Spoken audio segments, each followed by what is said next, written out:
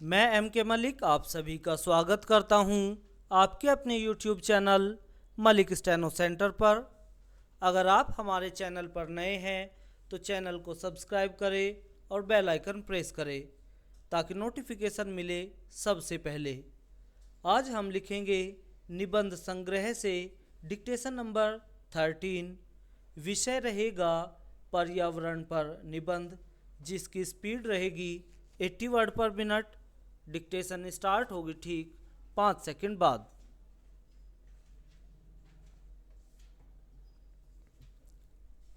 Ready, start. पर्यावरण मानव जीवन के लिए अनिवार्य संसाधन प्रदान करता है और हमारे अस्तित्व को बनाए रखने के लिए आवश्यक है। इसका हमारे जीवन पर गहरा प्रभाव पड़ता है क्योंकि यह हमारे स्वास्थ्य, खाद्य सुरक्षा, जलवायु और पारिस्थितिकी तंत्र से जुड़ा हुआ है। पर्यावरण का संरक्षण इसलिए अत्यधिक आवश्यक है ताकि आने वाली पीढ़ियों के लिए भी पृथ्वी पर जीवन संभव हो सके। इस निबंध में हमने पर्यावरण और मानव के बीच संबंध को समझेंगे और इसकी सुरक्षा के महत्व को जानेंगे। हमारे चारों ओर पर्यावरण हमारी जीवन समर्थन प्रणाली का आधार है। इसमें वह हवा शामिल है जिसे हम सांस में लेते हैं, वह पानी जिसे हम पीते हैं और वह भूमि जिसमें हम निवास करते हैं। यह जैव विविधता जो पौधों, पशुओं और सूक्ष्म जीवों के रूप में हमारे आसपास है, जीवन के सभी पहलुओं को सुरक्षित रखती है। पर्यावरण पर हमारी निर्भरता अनदेखी नहीं की जा सकती। दुर्भाग्यवश मानवीय गतिविधियों ने, जैसे वनों की अंधाधुंध कटाई, प्रदूषण और जलवायु परिवर्तन ने पर्यावरण के स्वास्थ्य को खतरे में डाल दिया है।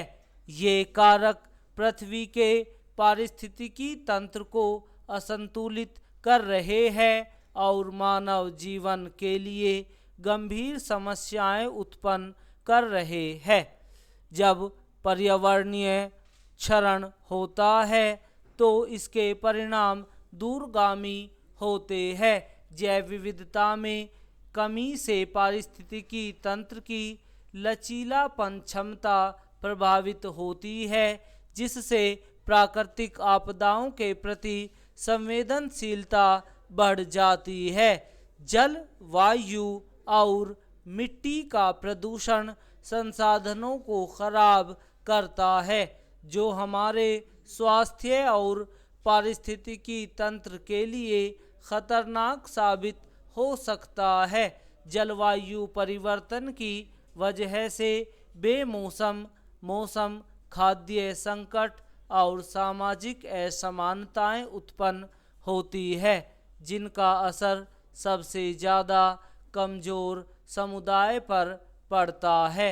इन समस्याओं से निपटने के लिए त्वरित और प्रभावी कार्रवाई की आवश्यकता है।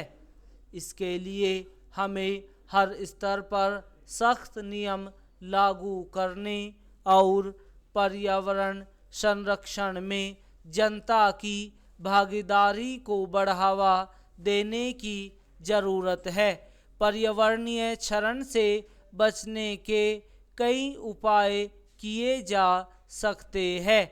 इसमें प्राकृतिक संसाधनों का विवेकपूर्ण उपयोग, आवासों का संरक्षण, पुनर्नवीनीकरण, जलवायु परिवर्तन को नियंत्रित करने के लिए नवीनीकरणीय ऊर्जा स्रोतों का उपयोग और प्रदूषण को कम करने के प्रयास शामिल है।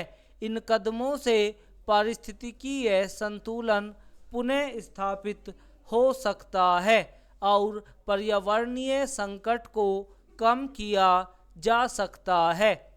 इसके साथ ही शहरीकरण और औद्योगिकरण को पर्यावरणीय दृष्टिकोण से नियंत्रित करना आवश्यक है ताकि प्राकृतिक संसाधनों का अत्यधिक दोहन न हो और जलवायु पर प्रतिकूल प्रभाव कम हो।